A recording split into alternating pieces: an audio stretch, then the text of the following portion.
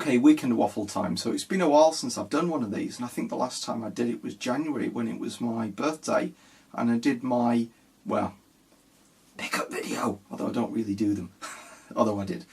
And the other one that I did was the one with the PC Engine and the cables, but that was really just 2 minutes of talking, waffling and just showing the cables. So that was really cheating, so I thought I'll come up with a proper topic this week. And I thought consoles. And there's been a lot of talk about first games on consoles and how you got collecting and things like that. So I thought, how does the first game that you see on a console affect how you perceive it for the rest of its lifespan? And I thought I'd try and just reel off a few that I can think of myself, having seen consoles and often seeing them a few years before I got to play them. Because a few of them I bought at the end of the lifespan, some of them I bought a lot later, but I'll try and stick to the ones that I owned fairly close to them coming out.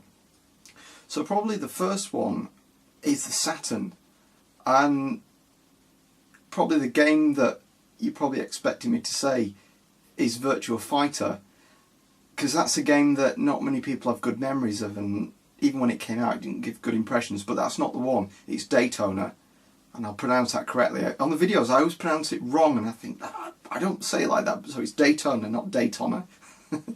Anyway, I love that game because I really like Virtual Racing in the arcade, and I played it on the Mega Drive, and yeah, it's different, but it's a good game. And then I saw, I think it was on holiday somewhere, I saw Virtual Racing in the arcades. I know Virtual Racing, Daytona, Virtual Racing on the brain. I saw Daytona and I thought this was brilliant, the texture mapping and all that. And I saw it before, saw Ridge Race, and I thought, I want a console that has this game. And I knew the Saturn was coming out, having read I think it was official Sega magazine. That was a really good magazine. And I thought, if it comes to the Saturn, it must be arcade perfect. And I remember seeing it, and I remember where I first saw it on the Saturn. It was the first time I ever saw a Saturn. It was in Future Zone in Meadow Hall. And if you remember Future Zone, it doesn't really exist. Well, it doesn't exist now. I think it became Electronics Boutique, or got bought and then got bought into game. But that shop is now where the Apple store is in Meadow Hall, and it was this dark industrial design. It's almost like Games Master in the way it looked, but it was a shop. And I remember at the back, and it was really gloomy, but there was this glowing screen and there was a Saturn. And I remember seeing Daytona, and I just felt disappointed. I remember seeing it and thinking, something's not right. And I didn't get to play it, and it just looked flaky. And you can look back now and you say, the frame rate's not great, the textures are a bit muddy, and the draw distance and all the pop-up. But then I don't think we knew any better. Certainly after playing 2D games, you're not really going to think about pop-up. And I forgot about it for a while, and then I played it in a macro a few months later. So macro is like a cash and carry you get in the UK, and I played it there, and then it hit me what was wrong. Because the frame rate was so bad, it looked like the track was going backwards because it was so jerky. It was weird. It was like you were driving on it, the track was coming towards you, and then it kind of sat there for a bit, and then it looked like it was going backwards. It was really weird. And I remember playing that and thinking, I'm really not impressed with it.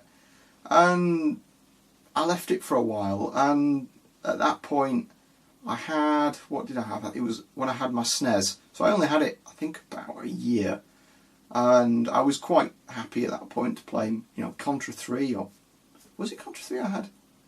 Yeah, it was an import copy. It was Contra 3, not Pro Protector. Yeah, I'm already sounding like an old man. Waffling, you know what to expect. And Yoshi's Island, and what's the other late game? I think Super Turrican 2, which I really regret getting rid of because that's worth a fortune now. Although I wasn't a fan of that game actually. So anyway. And the SNES was getting to the end of its lifespan, and I thought, okay, I've really got to get a new console. And I saw the PlayStation 1 and I was going to get it, and I've been through this before, that a friend of mine was a big Sega fan, and he said, no, there were good games coming out, and I wasn't convinced, so he showed me, have I got the disc? No. I'll have to show you another one. It's a disc. It's a sampler disc that you get with the console, and he'd got that. It's called a bootleg sampler. It came as, I think, the first issue of the Saturn magazine, and it had Sega Rally on it. It had a demo of Sega Rally, and I think it might have even had a non-playable demo of Virtua Fighter 2. And I saw those games, and I thought, this is it. This is arcade perfect. And after then, I was convinced. But for me, the image of Daytona always stuck, and that was a bad first impression. But I think, having seen Sega Rally, when I think back to the Saturn, and I know it does get bashed a lot because third-party games were variable in quality, but those original, well, second-generation arcade games on the Saturn were really good. Virtua Fighter 2 and Sega Rally. And to me, that's the other impression I've got in my head when I think of the Saturn. And if anyone is critical of the machine, I always think back to that. But then again, I always think back to Daytona and how that was really bad. So I can see, in my mind, I've got these two opposite views of the console. And I don't know. I like the Saturn for its 2D, but I think going back to 3D, yeah, bit of a mixed bag. But there are some good games there. And I think the other one is the NES. I've never owned a NES, and I don't think I ever will. I'm not a fan of the machine. And I first saw that in Boots. And Boots is, in the UK, it's like a chemist, but they used to sell computers and things like that. I don't think they sell that anymore. I think they still sell cameras and things, but they don't sell computers. But they had a big section downstairs, and I saw the NES, and at the time, I probably owned an ST, I think. Or did I have the BBC? I think I'd just got the ST, and it just didn't compare, you know, as a console. And I thought, well, why would you buy a computer that didn't have a keyboard? And at that point, I'd seen the Atari 2600, but the consoles weren't that popular in the UK. We had our Spectrums and C64s, and I remember seeing the NES, and I thought, I don't understand why anyone would want this. If it came out before the Amiga and the ST came out, I could understand, but it seemed too little too late. And I remember the robot with it, and I just dismissed it. I thought, not really bothered. And then I saw it years later again in Macro, and they had a big display setup, and they had Mario, and I think I've only ever used a NES twice. And that was the first time when I played Mario, and I quite enjoyed it. I thought it was okay, and I thought, well, if this game came out on another platform, I'd buy it, but I don't see the reason to buy a NES. And the other one that sticks in my mind is Mario 3. I can just about remember Mario 2 coming out in the UK, because it wasn't 86, because it was delayed, I think, in the UK, so it was a few years later. So I'd have been probably about 6 or 7 when I saw the advert, so I remember that with the blue box and things. But I remember McDonald's had a Happy Meal that had Mario 3, and there was a Mario cartoon on at the time, and Mario was becoming quite a big thing, and I remember it was something that was always unobtainable, and to me a lot of the Nintendo things, being a Sega fan, was always something a bit unobtainable. It'd never be a console that I went out and bought at the beginning. I always bought them later on. And even the SNES and the N64 I bought after the console had been out a while and traded in the other ones. But I remember having Mario and just seeing this Happy Meal, and I'd lay it out, and it was like a cutout, and you cut the Mario and you make the scenes, and to me that was my Mario 3. I'd never played the game. I don't think I'd even seen video footage of it. It was just what I'd seen in the magazines, and to me that was Mario 3, and I got to play it years later with the Super Mario All-Stars pack. But I don't think I've ever played the original one. I think I've only ever played the remake. Yeah, I think out of those 3, Mario 1, 2 and 3, the only one I've ever played is the original on the NES in Macro for about 10 minutes while my parents were looking at something else. Yeah, I really should fix that at some point. But, you know, they're good games. And that's how I saw the NES. But I understand why people are fond of it, and I know people in the US are very attached to that machine, and for good reason, because I think home computers didn't really get the footing in the US as quickly as they did in the UK. I think we didn't really have the games crash over here, But I wonder if games sort of all disappeared at the same time and all came back with the consoles, but for us we always had the home computers. And yeah, I think I've said everything on that one. The NES, I don't know, I'm still waiting to be convinced. Maybe one day if I see one cheap I'll find a few games. I know there are meant to be good games on it. And the Mega Drive. And, well, as I've said in other videos, the Mega Drive's my Desert Island console. I think the games that came out and it still look good now, and I think even if you compare them to the SNES, looking back 20 years later, yeah, the SNES has got more colours and better sound, but it's not that much better. It's, you know, they've both got the pros and cons, but they're both good machines in their own rights, and I do like the SNES. All back there, that I picked up about 6 months ago, and I'm really enjoying playing games like Super Star Wars, and the Mario games and Mario Kart and stuff. But anyway, the Mega Drive, the first time Desert Island. The reason I also like the Mega Drive for the Desert Island is because of the Amiga conversions. I think there's a load of really good Amiga games that came to the Mega Drive, and the favourite, yeah, I think I'm responding to about 3 videos that I've not got around to doing in the last few months, so please indulge me.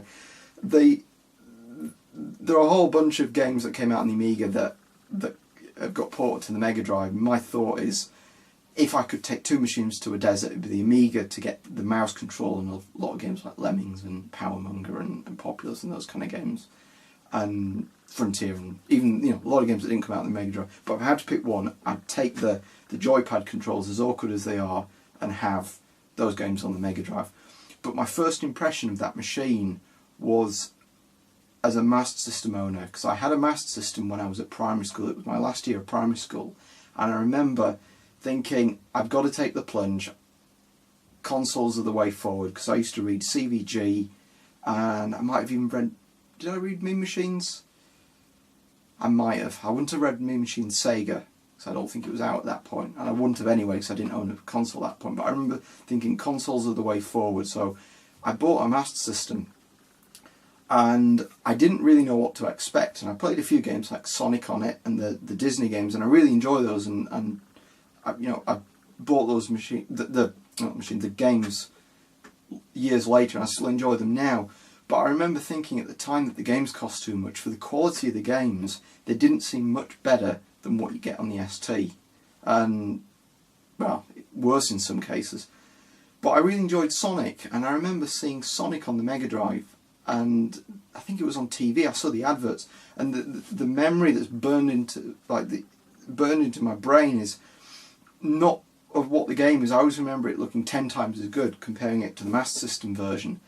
And I remember thinking at the time, the games are like £5 to £10 more on the Mega Drive, but they were so much better in quality, and I thought, if I'm going to get ripped off, I might as well get ripped off with better games compared to, you know, the 5 to 20 quid you pay for the ST. So I thought, well, you're doubling your price, but you're getting better games. And that's what I did. I saved up my pocket money and just bought fewer games, but really enjoyed them. And Sonic was it for me, and I saw it on TV, and I thought, this can't be right, this looks too good. And I remember going into a Comet, which is like an electrical store that used to exist. It doesn't exist anymore. I think it went bust about 6 months ago, which is a real shame. Anyway,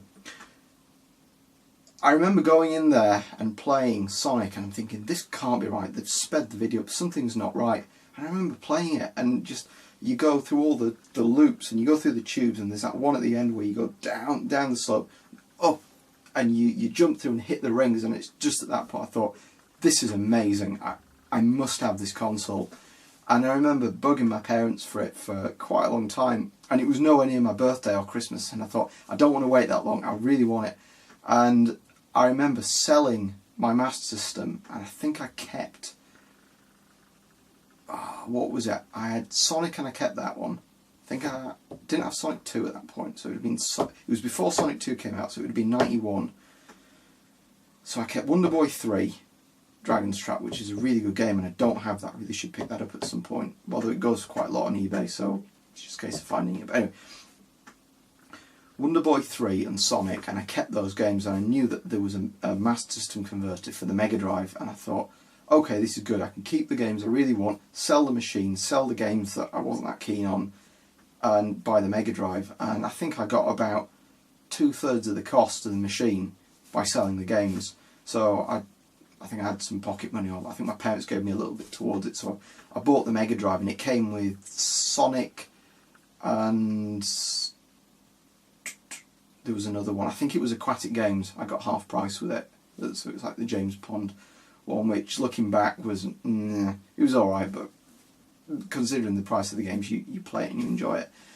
And to me it was always about Sonic, and later on I'd play, it was World of Illusion, and just seeing that game on the machine, it just brilliant. And it's not a game I remember very fondly of now. I remember the way I felt about it when I first played it, but I later played Castle of Illusion, and I'd played it on the Master System, and I quite enjoyed it.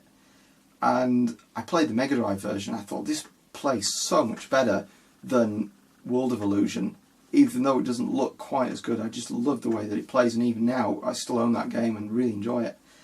And it was just those early games, so these would have been, so I think I got the Mega Drive not when it first came out, not when all these arcade games, all the arcade conversions came out, but a little bit later, when it was the really good first party titles. So I think when I read about the Mega Drive, I remember it having all these really great arcade conversions, but I never really played in the arcades as a child. They were always quite dingy places, and I think, I won't say the arcade was dying off, but we never really had that many around us. I think it was when they opened that big one in Meadow Hall that I really got to play more of the 32-bit era ones, and yeah, the thought comes up with that is, it's gone now. And the thought when I go into Meadow Hall now, I think, I remember when these were arcades. When people used to say, I remember when these were fields, I remember when these were arcades. Or as, what's the one, when I remember when these were Space Invaders, something like that. I've heard that one bandied about. But going back to the Mega Drive, that was how I always remember it. And it was a good thing, and games coming out after that. But at the end, I always remember it as a slightly sad, kind of sad tale of the Mega Drive, that I remember having it for quite a while, and I thought it was stagnating a little bit. There were a lot of platform games coming out. Nothing was doing it for me anymore. I think it was Sonic and Knuckles came out, and Dynamite Headdy, and after that I thought the platform had really hit its limit. So I sold it and bought the SNES, and I think my initial memory of the SNES is what most people think of it, because I came quite late into the SNES, so this would have been 96, and I picked it up cheap, and it was the pack that had Mario World, Mario All-Stars, Mario Kart, the Mario pack, and then I got Super Turrican and Donkey Kong and those kind of games, and I think my memory is probably the same as most people. It's just the really great games on that console. But I remember looking back at the Mega Drive when the 32-bit machines came out, and the SNES I think had a little bit longer lifespan in the UK, but I remember seeing FIFA 98 and the later sports games, and it just seemed to be a lot of games that were just getting, they weren't necessarily shovelware sequels, because they were decent games, but I just think it was just the end of the lifespan, the sports games that come out that are just, year after year, like where the PS2 ended really in the UK. And I thought, to be honest, that was it with the Mega Drive. I'd done with it, and it was, I'd say I've probably been collecting as a retro collector probably since about 99, so it's something that I've accumulated over quite a bit of time, and I'm fairly selective with it, so I won't say I have nostalgia for it. It's just games that I've picked up along the way, and some of them are new and some of them are not. But with the Mega Drive, I decided I really want to go back and play some of these old games again, so I bought a few that I really enjoyed, and I think just the ones that I missed out in the middle and ones that I've seen since then, I've just picked up and really enjoyed them. So my memory of the Mega Drive is quite good, that there's a gap in the middle of some games where fortunately the quality did pick up, and there's some really nice games that came out 94, 95, 96 on the Mega Drive before it started to tail off a little bit. Games like Toy Story, really good games, and they made good use of the hardware. But I think the one I'll end with, and I'm sure this has probably gone on way too long, so please forgive me on that one, or, well, if you're still with me, you're still with me anyway, is the Jaguar. That was a machine that I very nearly got rid of, because when I first saw that machine, it was on Bad Influence and it had Alien vs Predator, and I was going to go for the 32X at the time, and I thought there was an Alien game that came out, and I thought, okay, I'll forgive everything that I've seen on that console that didn't really impress me. Even Doom didn't really impress me on the machine, because I'd played it on a friend of mine who had a PC, and I'd already seen it, and it didn't compare. And I think I might have even played the SNES version. The 32X wasn't doing it for me. I'd seen Virtua Racing, I was fairly impressed with it, but Alien, I think it was Alien Trilogy, and I can't even remember if there was a screenshot that I saw, or whether it was a mock-up. And I remember seeing that in a magazine and thinking, okay, I'll wait for that. But I saw Alien vs Predator, and I thought, there's real footage of that playing, and I thought, this is it, this is the machine. And I remember buying that from, I think it was Silica in Meadow Hall.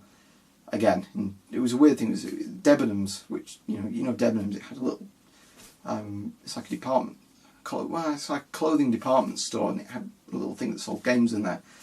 And Silica, they sold me the machine. I think it got Tempest 2000, Alien vs Predator, and Iron Soldier. And there wasn't really much that came out after that. And I played those games loads for the first month. And I think it was about, what's your warranty? 28 days. It was something like 32 days. The machine blew up. It just wouldn't turn on. So I took it back. And I remember thinking, and my dad said to me, he said, you don't seem to be enjoying this machine. You've enjoyed it when you first got it, but you don't seem to be enjoying it. Because I'd gone back to playing the SNES. And he says, well, see if you can get your money back. And I thought, yeah, I'll do that. I've played those 3 games, and I thought I'd had enough of the machine. And perhaps in retrospect, I'd got my use out of the machine. And I remember going there and they said, no, unfortunately we can't, we can replace it. And that's the machine that I've still got now. But for me, it was seeing that first Alien vs Predator on Bad Influence and thinking, this is it, this is the future, this is like Doom, but it looks better. I don't think it does look better, but then I thought, you know, the photorealistic graphics, and it was Aliens and Predator, that was cool. I thought, this is the future. But it didn't turn out that way, which is a shame. And I think the Saturn, I'd probably say that the NES, I didn't see it as being very good. And having heard people talk about the NES, I think I missed out. I think there are some good games on it. So maybe I'll pick it up, maybe not. The Mega Drive clearly is what it was. I think I was bang on with that. I remember seeing it and it looked amazing, and it was what it was. And I'm glad I went back, and that was the first machine that I consciously went back and collected again. But the Saturn and the Jaguar, I think that the Jaguar I got wrong, and I think a lot of us were burnt during that period of machines like the CDI, the 3DO, the Jaguar, the 32X. They promised so much, but the games, there were some good launch games for the Jaguar, and even the 3DO, like Need for Speed, but they died fairly quickly, and I think the PlayStation just wiped the floor.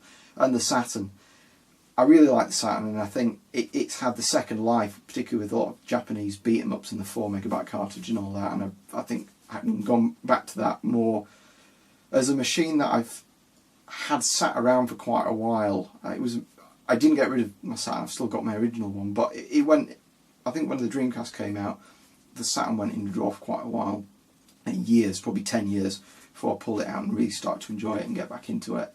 But I think the first impression was perhaps right of being Daytona, and the machine as a 3D capable machine is good in some ways, not in others, and perhaps seeing Sega Rally and Virtua Fighter 2 and thinking every game's going to look like this from now on, and it didn't.